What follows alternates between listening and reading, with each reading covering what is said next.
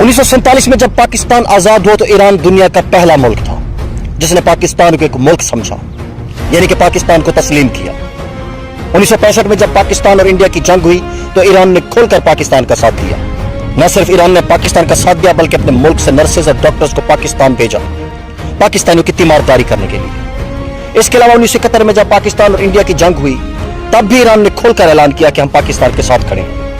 न सिर्फ ऐलान किया बल्कि 1971 वाली जंग में पाकिस्तान को जंगी आलात भी फराहम किए।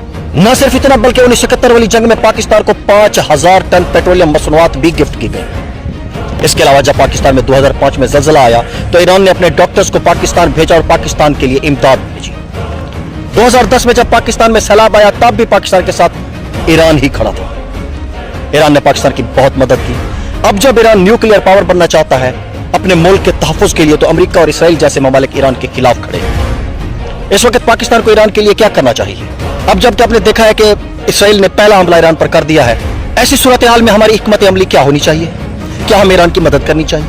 क्या ईरान के हक में बोलना चाहिए? आप लोग तमाम जरूर कमेंट में अपनी राय का इजहार जरूर कीजिएगा।